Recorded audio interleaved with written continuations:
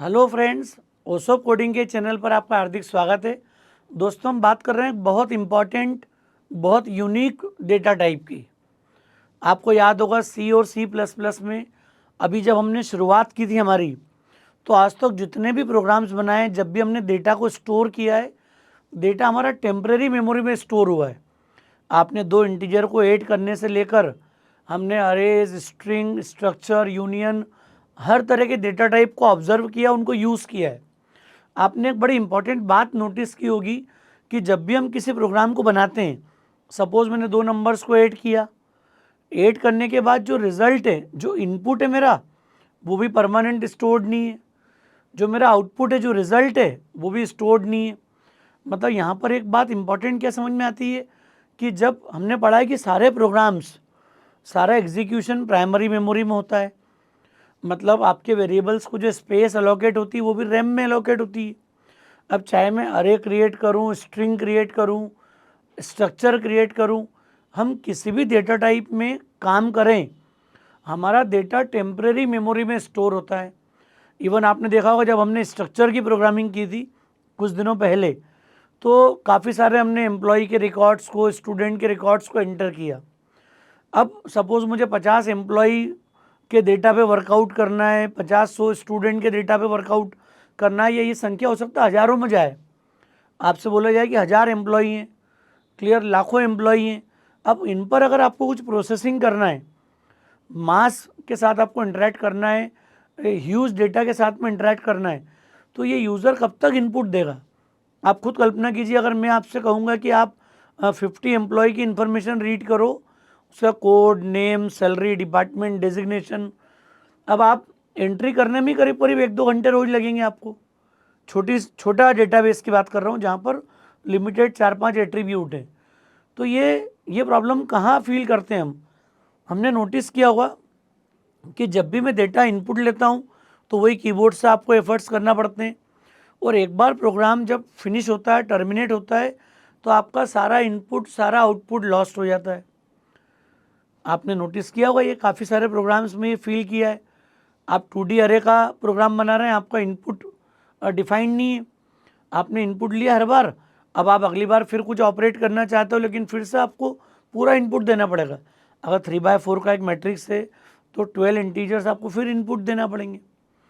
तो इसको sort out करने का सबसे बेस्ट अप्रोच क्या होती है? हम डेटा को परमानेंटली स्टोर करें। तो रैम में जितना भी प्रोसेस होता है, जितने वेरिएबल्स क्रिएट होते हैं, यहाँ पर एक इम्पॉर्टेंट बात क्या नोटिस करते हैं हम कि हमारा डेटा टेम्परेरी मेमोरी में स्टोर होता है, रैम में स्टोर होता है।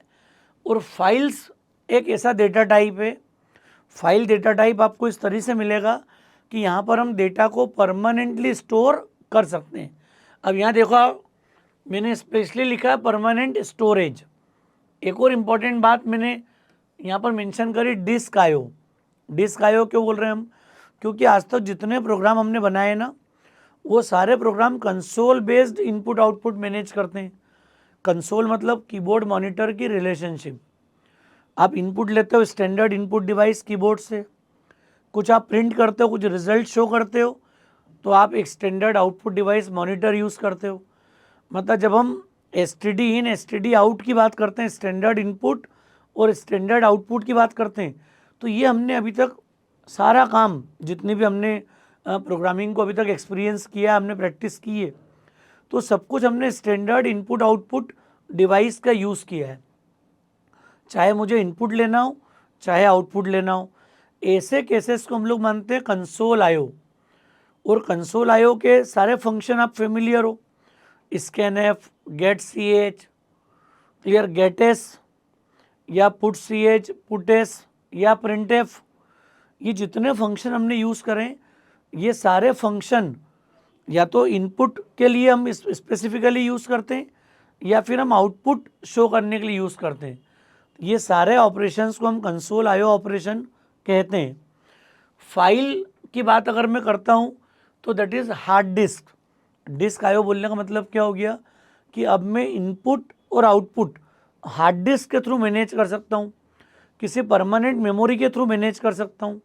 मतलब क्या हो गया, मुझे अगर इनपुट लेना है तो हो सकता है मैं अपना डेटा किसी फाइल में स्टोर करके रख लूँ, एक .txt फाइल बना लूँ, सारा डेटा एम्प्लॉय का, स्टूडेंट का, कस्टमर का हमने उस फाइल में रख दिया, और अब जब जब मुझे रिक्वायरमेंट होगी उसको प्रोसेस करने की, तो मैं उसको इनपुट के रूप में यूज़ कर लूँगा अपने प्रोग्राम में। मतलब मैं इनपुट कहाँ से मैनेज कर सकता हूँ? हार्ड डिस्क से। अब जब मुझे आउटपुट देने की बात आएगी, तो मैं चाहता हूँ मॉनिटर में मुझे रिजल्ट नहीं देना है, मैं चाह रहा हूँ एक फाइल में इनपुट लूँ, उसमें कुछ प्रोसेसिंग करूँ, और जो भी रिजल्ट मेरा आता है वो किसी एक नई फाइल में मैं स्टोर कर दूँ। तो जब मैं चाहूँगा कि डेटा भी फाइल में स्टोर हो जाए, this is what disk output. तो मैं हार्ड डिस्क से फाइल से इनपुट भी ले सकता हूँ, और हार्ड डिस्क में फाइल में आउटपुट भी रख सकता हूँ, शो कर सकता हूँ वहाँ पर। जब फ्यूचर में नीड होगी, फिर हम उस फाइल को ओपन करके अपने पर्पस के अकॉर्डिंग उसका यूज़ कर सकते हैं। तो यहाँ पर एक बहुत ज़रूरी क्लैरिटी आपको डेवलप करना है, वो मैंने आपको बता दिया है कि अभी तक जितना प्रोग्रामिंग एक्सपीरियंस है, चाहे वो अरेस का हो, स्ट्रिंग का हो, स्ट्रक्चर का हो, यूनियन का हो, हमने इनपुट और आउटपुट सब कुछ प्राइमरी मेमोरी में स्टोर किया है। प्राइमरी मेमोरी में उसके अंदर तरीके अलग अलग हैं कि कुछ स्टैक में यूज़ होगा, कोई डेटा सेगमेंट का पार्ट है, तो ये सब चीज़ें अलग हैं। मैं वो उसके डिटेल में नहीं जा रहा हूँ, मैं सिंपली बता रहा हूँ कि प्राइमरी मेमोरी का कंसर्न है इनपुट और आउटपुट। और उस आईओ को अभी तक जो हम पढ़ते आ रहे थे, that was console input output operation, and now we are going to learn, we are going to work on disk IO operation. Hard disk पर इनपुट आउटपुट हम मैनेज कर सकते हैं। अब हार्ड डिस्क में जब मुझे डेटा को रखना होगा, तो मेरे पास सिर्फ एक पॉपुलर डेटा टाइप अवेलेबल होता है, दैट इज़ फाइल। दोस्तों ये एक ऐसा टॉपिक है जो आपको लाइफ लॉन्ग कहीं ना कहीं यूज़ होगा। लाइफ लॉन्ग यूज़ होगा इसका मतलब क्या हो गया कि हम सी में भी पढ़ रहे हैं अभी। जिन फ्रेंड्स को C++ पढ़ना हो तो अपने चैनल पर ही जब मैं CPP स्टार्ट करूँगा तो C++ का भी फाइल हैंडलिंग पढ़ाऊँगा पूरा। तो जिनको हो सकता है सी में स्पेसिफिक नीड हो, इसलिए टॉपिक में कवर कर रहा हूँ। C++ का फाइल हैंडलिंग में पढ़ेंगे, जावा में, पाइथन में, C# में, जिस लैंग्वेज को जाके आप पढ़ेंगे, हर लैंग्वेज में फाइल आईओ ऑपरेशन आपको मिलेंगे। हालांकि सब कुछ हम लोग फाइल में, मतलब कमर्शियल प्रोजेक्ट्स पे जब आप काम देखते हो तो आजकल हम लोग डेटाबेस की बात करते हैं, RDBMS की बात करते हैं, उनका यूज़ भी फाइल से ज़्यादा आगे बढ़ के, क्योंकि फाइल में उतने सारे फीचर्स, उतनी फैसिलिटीज़ नहीं होती है कि हम लोग डेटा को इफ़ेक्टिवली मैनेज कर पाएँ। तो फिर उसके लिए आगे जाके आप सुनते होंगे कि कहीं पॉपुलर डेटाबेसेस मार्केट में सुने आपने, ओरेकल, MySQL या MS एक्सेस, जो फ्री आपको MS ऑफिस के साथ मिल जाता है। तो इसे कई पॉपुलर डेटा टाइप है, DB2 या साइबेस, इनग्रेस, तो कई सारे डेटाबेस हैं। इवन अब जब मोबाइल वर्ल्ड में आप आगे बढ़ोगे तो और नए नए तरह के डेटाबेस आपको मार्केट में मिलेंगे। तो इनमें फाइल के कंपैरिजन में काफ़ी एडवांटेज है, लेकिन फिर भी जब हमें प्रोग्राम में अगर डेटा को मैनेज करने की बात आती है, तो कहीं ना कहीं हम उसको फाइल में रख के या दूसरे कंटेनर में रख के इसका यूज़ करते हैं। तो एक इम्पॉर्टेंट डेटा टाइप है, कई इम्पॉर्टेंट केसेस में हम इसका यूज़ करेंगे। तो ये आपको क्लियर हो गया होगा मुझे लगता है कि अब फाइल का यूटिलाइजेशन क्या है, फाइल हम क्यों पढ़ रहे हैं यहाँ पर। फाइल मतलब this is use for permanent storage. Data को परमानेंटली अगर मैं स्टोर करना चाहता हूँ, अपने इनपुट को, अपने आउटपुट को, तो ये काम हम किस में कर सकते हैं, फाइल्स के अंदर। क्लियर है दोस्तों। फाइल नॉर्मली दो तरह से होती है, एक होती है टेक्स्ट फाइल जो बाइट फॉर्म में यूज़ होगी, और दूसरी होती है बाइनरी फाइल्स जिनको 0 और 1 के फॉर्म में हम लोग यूज़ कर पाते हैं। दोस्तों ये बड़ा इंपॉर्टेंट कैटेगराइजेशन है। दो तरह की फाइल होंगी हमेशा,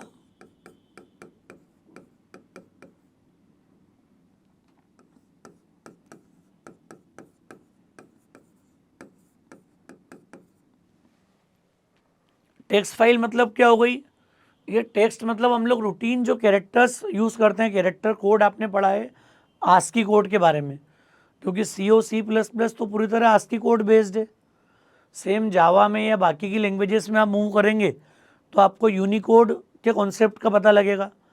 यूनिकोड कैरेक्टर कोड में हम लोग काम करेंगे फ्यूचर में, जो लेटेस्ट हार्डवेयर की अगर बात करें, हम लोग मशीन्स की बात करें, लैंग्वेज वही काम करती है जो हार्डवेयर सपोर्ट करता है।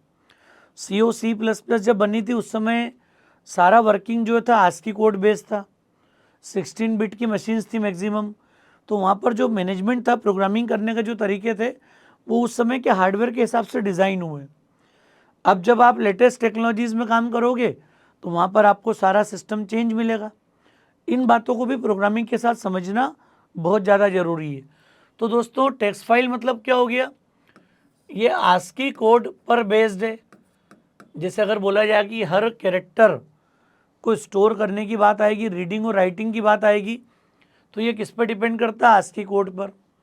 तो टेक्स्ट फॉर्म में अगर बोला है मतलब उसके आस्की कोड से इंटरेक्शन होगा। चाहे मैं कैरेक्टर बाय कैरेक्टर डेटा को राइट करूं, या पूरी स्ट्रिंग को राइट करूं, या पूरे एक स्ट्रक्चर को ले जाके राइट कर दूं, पूरे एम्प्लॉय के एक सिंगल वेरिएबल को ले जाके राइट कर दूं, सब कुछ पॉसिबल है। हम लोग आगे तरीके के साथ सारी बातों को डिस्कस करेंगे। और बाइनरी फाइल्स मतलब क्या हो गया? जो कि 0-1 बाइट बाय बाइट हम लोग डेटा को स्टोर करने की बात करते हैं। हालांकि आस्की कोड भी 1 बाइट का है, और बाइनरी का जो वर्किंग है बाइनरी फाइल का, वही बाइट बेस पर है। तो C++ बहुत ज़्यादा डिफ्रेंशिएट कैरेक्टर और बाइट स्ट्रीम को नहीं कर पाती है। लेकिन आगे आप जावा में, C# में, पाइथन में, इनमें जब आप मूव करोगे तो आपको एक क्लियर डिफ्रेंशिएशन मिलेगा कि कैरेक्टर बेस पर अगर मैं ट्रांजेक्शन करता हूँ तो that is based on character code. वहाँ 2 बाइट का ट्रांजेक्शन होगा, कैरेक्टर कोड के हिसाब से काम होगा। और जब बाइट स्ट्रीम की बात करेंगे हम, तो वहाँ पर 1 बाइट जो नेचुरल मोड है उसके हिसाब से काम होगा। अब दोस्तों, यहाँ पर एक बड़ी इंपॉर्टेंट बात और है कि नॉर्मल डेटा रीड और राइट करना हो तो हमारी प्रेफरेंस होती है टेक्स्ट फाइल। लेकिन कई इमेज, मूवी, सॉन्ग, जहाँ पर सेंसिटिव डेटा हो, जहाँ पर आपको आपके डेटा की कोई शार्पनेस है, क्योंकि इमेजेस वगैरह हम देखते हैं कि पिक्सल जो है वो उनको मैनेज करना पड़ता है। तो डेटा जितना जैसा रिक्वायर्ड है, अगर आप चाह रहे हो कि सेंसिटिव डेटा की नीड है, तो फिर हम लोग बाइनरी मोड में काम करते हैं, क्लियर बाइट्स का यूज़ करते हैं ट्रांजेक्शन के लिए, जिससे कि आप प्रॉपरली उन स्पेसिफिक पर्पस में फाइल्स का यूज़ कर पाओ। क्लियर है दोस्तों? तो नॉर्मल ट्रांजेक्शन के लिए हम लोग यूज़ करते हैं, बेसिक डेटा इनपुट आउटपुट के लिए टेक्स्ट मोड हम लोग प्रेफर करते हैं। और जहाँ पर इमेजेस हैं, मूवी है, सेंसिटिव डेटा की अगर बात होती है, तो वहाँ पर हम बाइनरी फाइल्स का यूज़ करते हैं, जिससे कि अगर मैं डेटा कहीं कॉपी करता हूँ, रीड राइट करता हूँ, तो डेटा में कुछ चेंज नहीं हो, क्लियर, आपका इनपुट आउटपुट अफेक्ट नहीं हो। ये हमारी कोशिश होती है इस तरह की प्रोग्रामिंग सिचुएशन में। अब हम समझते हैं कंसोल आईओ और डिस्क आईओ का कनेक्शन क्या है, क्योंकि फाइल को शुरू करने से पहले मैं चाहता हूँ कि आपके पास क्लैरिटी हो, कॉन्सेप्ट पता हो आपको कि हमें करना क्या है। तो दोस्तों, ये बात समझना ज़रूरी है, ये हमारा प्रोग्राम है सपोज test.c। अब ये सी का हमारा एक प्रोग्राम है। इस प्रोग्राम में तो हम लोग जो यूज़ करते आ रहे हैं आज तक, वो क्या करते आ रहे हैं? Print f, scan f, get s, put s, get C H, put सी एच, ये सब कहाँ यूज़ होता है? इस पर्टिकुलर फाइल के अंदर। अब आप ये देखो कि जब इनपुट लेने की कोई बात आती है तो मेरे पास एक तो कीबोर्ड है, और आउटपुट देने की कोई बात आती है तो हम लोग मॉनिटर की बात करते हैं रूटीन में। ये बेसिक है जो आज तक हम करते आ रहे हैं। नया क्या करना है वो बात मैं अब शुरू करूँगा। अभी पहले आपको ये क्लैरिटी होना ज़रूरी है कि अगर मैं फाइल में प्रोग्रामिंग करना शुरू करना चाहता हूँ तो फिर मुझे समझ में क्या आना चाहिए, क्या होगा। तो यहाँ देखिए दोस्तों, अभी तक का जो प्रोग्रामिंग एक्सपीरियंस है वो क्या था कि मैं कुछ भी इनपुट लेना हो तो कीबोर्ड से स्टैंडर्ड इनपुट के थ्रू मैं लेता हूँ। ये काम किससे करता था? तो कैरेक्टर के लिए मेरे पास होता है गेट सी एच, आपने स्ट्रिंग पढ़ा गेट एस, और स्कैनएफ हमने पढ़ा जनरल इनपुट आउटपुट के लिए। ये 3 वो फंक्शन है जो कीबोर्ड से डेटा लेते हैं और आपके इस प्रोग्राम में ले जाते हैं, आपके प्रोग्राम के वेरिएबल में इसको स्टोर कर पाते हैं अपन। और जब मुझे बोला जाए कि इसी डेटा को आप किसी मॉनिटर पे जाके प्रिंट कर दो, तो मॉनिटर पे प्रिंट कर दो मतलब या तो पुट सी एच अगर मुझे कैरेक्टर बाय कैरेक्टर रखना हो, पुट एस एक स्ट्रिंग अगर मुझे प्रिंट करना हो अनफॉर्मेटेड। ये जो पहले दोनों है दीज आर अनफॉर्मेटेड आयो, कि इनके साथ फॉर्मेटिंग की रिक्वायरमेंट नहीं होती, ये सब हम पढ़ चुके हैं पूरा। और फिर आता है प्रिंट एफ, और स्कैनएफ प्रिंट एफ हमने देखा फॉर्मेटेड है ये। इसका percentage D, percentage S, percentage F सब यूज़ करते हैं हम लोग। बिना फॉर्मेटिंग के ना तो इनपुट लेते हैं ना आउटपुट देते हैं। तो अभी तक जो हमारा प्रोग्रामिंग का एक्सपीरियंस है किसी भी सी प्रोग्राम में हमने क्या किया आज तक, ये जो सामने दिख रहा है ना आपको, इससे मैं बोलता हूँ कंसोल आयो। कंसोल आयो से मतलब समझ में आ गया क्या है कि स्टैंडर्ड इनपुट आउटपुट के थ्रू हम लोग ये काम करते हैं। और ये बात दोस्तों हर लैंग्वेज में होगी, हर जगह। अगर आज ही हम कॉन्सेप्ट बना लेंगे तो फ्यूचर में कोई आपको समझाएगा नहीं कि ये चीज़ क्या होती है, तरीके चेंज होंगे सिर्फ। तो आज ही हम पहली बार में इस कॉन्सेप्ट को क्लियर कर लें कि फाइल का यूटिलाइजेशन क्या है, फाइल का रोल क्या है, क्लियर नीड क्या है फाइल की, फाइल डेटा टाइप क्यों यूज़ कर रहे हैं हम लोग यहाँ पर। तो ये जो अभी तक का वर्किंग था, ये सब कुछ जो मेमोरी वेरिएबल प्रोग्राम में थे, इसमें डेटा रीड करना, यहाँ से उठा के प्रिंट करना, इतना काम हम लोग करते थे। चाहे मैं अरे, स्ट्रिंग, स्ट्रक्चर कुछ भी यूज़ करूँ। आपने नोटिस भी किया होगा इसके अलावा कोई फंक्शन अभी तक हमने यूज़ नहीं किया है। इसके अपोजिट अब अगर हम जाके बात करें कि मैं इनपुट यहाँ से लेना नहीं चाहता हूँ, मैं चाह रहा हूँ एक फाइल है मेरे पास, अब मैं चाह रहा हूँ डेटा परमानेंटली स्टोर हो। तो डेटा इनपुट अगर मुझे फाइल से लेना चाह रहे हैं तो फाइल से इनपुट लेने के लिए क्या होगा, तो हम लोग आगे जाके पढ़ेंगे F get C, F get S, F get C, F get S, clear, F scan F. ये फंक्शन आपको मिलेंगे जिनसे हम लोग फाइल से डेटा रीड कर पाएंगे। यहाँ पर हमको फंक्शन मिल जाएंगे एफ पुट सी,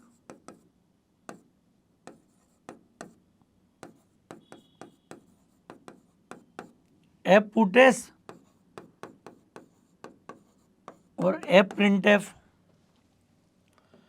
ये वो फंक्शन है जिनमें प्रोग्राम से हम लोग फाइल में डेटा राइट कर पाएंगे। मतलब ये हो गया कि जब कंसोल से मुझे ऑपरेशन करना हो तो मैं स्टैंडर्ड फंक्शन का यूज़ करते आ रहा था अभी तक। लेकिन जब मुझे कीबोर्ड से डेटा नहीं लेना हो, मॉनिटर पे डेटा प्रिंट नहीं करना हो, मैं चाह रहा हूँ या तो एक तरीका हो सकता है कि कीबोर्ड से इनपुट लूँ और फाइल में राइट कर दूँ। एक तरीका ये हो सकता है कि आप डेटा कीबोर्ड से लो, तो मैं इन तीन फंक्शन के थ्रू ले सकता हूँ, क्लियर, स्टैंडर्ड इनपुट और फाइल आउटपुट, मतलब जाके फाइल में डेटा राइट कर दूँ। तो ये फंक्शन मुझे यहाँ पर सपोर्ट करेंगे फाइल में डेटा राइट करने के लिए। एक तरीका हो सकता है कि मैं फाइल से डेटा रीड करूँ, तो ये इन फंक्शन का यूज़ करके मैं फाइल से डेटा प्रोग्राम में ले आऊँगा और प्रोग्राम में वेरिएबल में स्टोर करने के बाद इसको कहाँ ले जाऊँ, मॉनिटर पे, तो मॉनिटर पे शो कर पाऊँगा। कहीं मैं ऐसा भी कर सकता हूँ कि फाइल से डेटा रीड करके प्रोग्राम में लाऊँ और प्रोग्राम से दूसरी फाइल में लेके चले जाऊँ या सेम फाइल में जाके अपडेट कर दूँ। तो ये कई तरीके अब यहाँ पर पॉसिबल है। हमें समझना ज़रूरी क्या है कि जब मैं फाइल के साथ में ऑपरेशन करता हूँ तो हमारा इम्पॉर्टेंट रोल क्या होगा, कैसे हम लोग डेटा के साथ वर्कआउट कर पाएंगे, किस तरीके से हम लोग ऑपरेट कर पाएंगे। तो दोस्तों फाइल का मतलब क्या हो गया, डेटा को मुझे परमानेंटली स्टोर करना है। जो स्टैंडर्ड फंक्शन मैं आज तक यूज़ कर रहा था, क्लियर, ये सारे फंक्शन कीबोर्ड और मॉनिटर की रिलेशनशिप, मतलब कंसोल आईओ के लिए यूज़ करते हैं हम लोग। कंसोल आईओ का मतलब आपको समझ में आ गया होगा, कीबोर्ड से इनपुट लेना और मॉनिटर पर प्रिंट करना। इसके कैरेक्टर, स्ट्रिंग और जनरल फंक्शन सारे अलग अलग हैं। अब अगर फाइल में डेटा रीड और राइट करना हो तो इसका अप्रोच अलग होगा, क्लियर, इसके साथ हमें अलग तरीके से इंटरेक्ट करना पड़ेगा। इंटरेक्शन क्या होगा, कीबोर्ड से इनपुट लेना हो, फाइल से इनपुट लेना हो, तो ये F get C, F get S, F scan F, ये सारे फंक्शन हम यूज़ करते हैं फाइल से इनपुट लेने के लिए, प्रोग्राम में लाने के लिए। और यहाँ से आप चाहो तो मॉनिटर प्रिंट कर दो, चाहो तो सेम या डिफरेंट फाइल में डेटा राइट कर दो। अगर मुझे बोला जाए कि कीबोर्ड से इनपुट लेना है और फाइल में राइट करना है, तो F put C, F put S, F print F, इन फंक्शन का यूज़ करके हम लोग डेटा किसी भी स्पेसिफिक फाइल में परमानेंटली राइट कर सकते हैं। तो फाइल में डेटा रीड और राइट करने का मॉडल कॉन्सेप्ट समझ में आ रहा है क्या है? ये भी आपको समझ में आ गया कि दो तरह से फाइल क्रिएट हो सकती है। टेक्स्ट फाइल मतलब आस्की कोड पर बेस्ड होगी। आस्की पर बेस्ड है मतलब जो रूटीन आस्की कोड हम लोग यूज़ करते हैं उसके हिसाब से 1 कैरेक्टर एट ए टाइम के हिसाब से वर्क कर सकते हैं हम लोग यहाँ पर। और अगर फाइल बाइनरी मोड में यूज़ होगी तो फिर वो 0-1 के मॉडल पे काम करेगा, बाइट बाय बाइट वर्क करेगा यहाँ पर, क्योंकि यूनिट जो मेमोरी ट्रांजेक्शन की दैट इज़ बाइट। तो 1 बाइट के साथ में हम लोग इनपुट और आउटपुट मैनेज कर सकते हैं। तो ये हमारी नीड है, हम चाह रहे हैं फाइल में डेटा को परमानेंटली स्टोर कर पाएँ। अब आपको ये समझना जरूरी है यहाँ पर कि फाइल में जब मैं वर्क करता हूँ तो 2 से 3 इंपॉर्टेंट बातें होती हैं जो कि मैं नेक्स्ट लेक्चर में कवर करूँगा। हालांकि मैं भी एक्सप्लेन करूँगा 2-3 बातें। फाइल कंप्यूटर में या किसी प्रोग्राम में डिक्लेयर कैसे होगी, तो उसके लिए एक तरीका है कि कैपिटल में हम लोग एक मैक्रो यूज़ करते हैं, फाइल और स्टार के साथ हम लोग डिक्लेयर करते हैं पॉइंटर वेरिएबल। ये तरीका होता है किसी भी सी प्रोग्राम में फाइल वेरिएबल को डिक्लेयर करने का। अगर मुझे किसी फाइल वेरिएबल को डिक्लेयर करना है, क्लियर, कोई फाइल एग्जिस्ट कब करेगी यहाँ पर, पहले तो उसको मैनेज करने के लिए एक पॉइंटर वेरिएबल की नीड होगी। ये पूरा काम डायनामिकली होगा, तो डायनामिकली होगा तो हमें पॉइंटर वेरिएबल का यूज़ करना पड़ेगा। तो ये फाइल कैपिटल में हम लोग यूज़ करेंगे इस डेफिनेशन को, मैक्रो को। और स्टार पॉइंटर वेरिएबल बताता है कि मैं किसी पॉइंटर के थ्रू इन फाइल के साथ में वर्कआउट कर पाऊँगा। इसके बाद 2-3 इंपॉर्टेंट बात होती है। ये तो स्टेप 1 होगी कि फाइल को ओपन करना, क्लियर, मतलब फाइल को डिक्लेयर करना। सेकेंड स्टेप होती है to open a file. File को अपने पर्पस के अकॉर्डिंग ओपन करना, चाहे ब्लैंक नई फाइल क्रिएट करना हो या किसी एग्जिस्टिंग फाइल को आपको रीड करना हो, किसी एग्जिस्टिंग फाइल में डेटा अपेंड करना हो, तो कई तरह की रिक्वायरमेंट हो सकती है। सेकंड इंपॉर्टेंट बात क्या है, फाइल, पहला तो क्लियर हो गया कि फाइल पॉइंटर डिक्लेयर करो, स्टेप। सेकंड इंपॉर्टेंट बात हो गई फाइल को ओपन करो, क्लियर, पर्पस ओरिएंटेड, जैसी मेरी नीड है उस पर्पस के हिसाब से आप इस फाइल को ओपन करो। फिर थर्ड इंपॉर्टेंट स्टेप होती है टू परफॉर्म ऑपरेशन। अरे फाइल में आप क्या करना चाहते हो, आपको डेटा रीड करना है, राइट करना है, अपेंड करना है, ये डिसीजन लो। मतलब फाइल को ओपन करना है पर्पस ओरिएंटेड मतलब नई फाइल क्रिएट करना हो, रीड करना हो, राइट करना हो, अपेंड करना हो, ये सारे कॉन्सेप्ट इसके साथ में क्लब होंगे। ये मैं डिटेल्ड कवर करूँगा सारी बातें।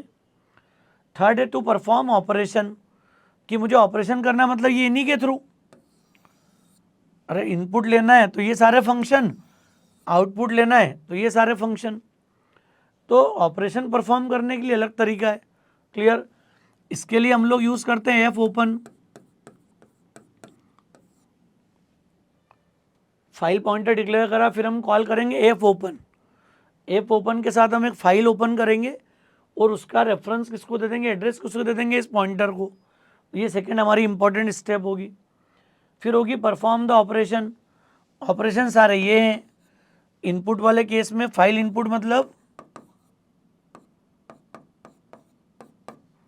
और फाइल आउटपुट मतलब, ये फाइल इनपुट वाले सारे फंक्शन, ये फाइल आउटपुट वाले सारे फंक्शन। मतलब आपको पहले तो एक फ्रेम, एक पूरा फॉर्मेट क्लियर हो जाए यहाँ पर कि जब जब मैं फाइल की प्रोग्रामिंग करूँगा तो कोई रॉकेट साइंस नहीं, बहुत आसान है दोस्तों। प्रोग्राम्स के साइज़ भी बहुत ज़्यादा नहीं, जब आप प्रैक्टिकली प्रोजेक्ट्स में काम करेंगे तो थोड़ी सी नीड होगी। यहाँ पर 3-4 बातें आपके दिमाग में हमेशा होना चाहिए। एक तो फाइल पॉइंटर डिक्लेयर करो, क्रिएट करो, सबसे पहली इंपॉर्टेंट नीड है। सेकेंड इंपॉर्टेंट नीड है फाइल को ओपन करो। एफ ओपन फंक्शन हम लोग कॉल करेंगे जो फाइल को पर्पस ओरिएंटेड ओपन करेगा।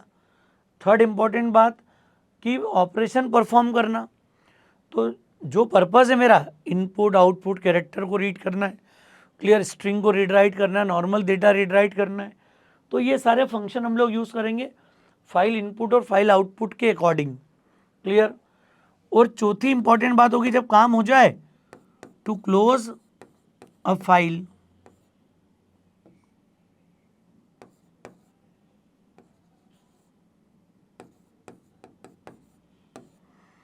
इसके लिए हम लोग यूज करेंगे एफ क्लोज। तो दोस्तों ये 4 स्टेप अपने को पूरी फाइल की प्रोग्रामिंग में हमेशा दिमाग में रखना है। अभी चूंकि आज सिर्फ फर्स्ट लेक्चर है इसका अभी, और हम चाह रहे हैं कि सिर्फ कॉन्सेप्चुअली आप क्लियर हो जाएं कि मैं जिस डेटा टाइप की बात शुरू कर रहा हूँ वो है क्या, फाइल का कॉन्सेप्ट क्या है। कुछ भी डिफ़िकल्ट नहीं, बहुत आसान है। अगर ये फंडा आपके दिमाग में जो मैंने सामने लिखा था कि ये कंसोल आयो और ये नीचे जो लिखा है पूरा फाइल आयो। क्लियर। ये कंसोल आयो था, ये फाइल आयो था। इसके फंक्शन अलग है जो आज तक पढ़ते आ रहे हो आप। ये कीबोर्ड मॉनिटर के साथ मैप करता है, और कहीं फाइल आयो की बात होगी तो फाइल के साथ में इंटरेक्शन होगा, उसके फंक्शन अलग है सारे। समझ में आ रहा है दोस्तों। तो ये 4 इंपॉर्टेंट स्टेप होगी जिससे हम लोग किसी भी फाइल के साथ वर्कआउट कर पाएंगे, अपने डेटा को परमानेंटली स्टोर कर पाएंगे, या फिर परमानेंट जो स्टोर डेटा उस पर हम प्रोसेसिंग कर पाएंगे। तो मुझे उम्मीद है दोस्तों फाइल का कॉन्सेप्ट आपको समझ में आया होगा। बाकी सारे डेटा टाइप से ये क्यों अलग है ये भी आपको क्लियर हुआ होगा। सारे डेटा टाइप डेटा को टेम्परेरी मेमोरी में स्टोर करते हैं, बार बार आपको इनपुट आउटपुट के एफर्ट्स करना पड़ते हैं। फाइल एक बार पढ़ने के बाद हम डेटा को परमानेंटली स्टोर कर सकते हैं। तो दोस्तों मुझे उम्मीद है कॉन्सेप्ट आपको क्लियर हुआ होगा, आपको पता लगा होगा फाइल की एक्चुअल रिक्वायरमेंट क्या है, क्यों हम लोग इस डेटा टाइप का यूज़ करते हैं। लेक्चर कैसा लगा कमेंट करके मुझे ज़रूर बताइएगा। आप ओसोप कोडिंग को अगर आपने सब्सक्राइब नहीं किया है तो मेरा रिक्वेस्ट है चैनल को सब्सक्राइब जरूर करें। Thanks a lot.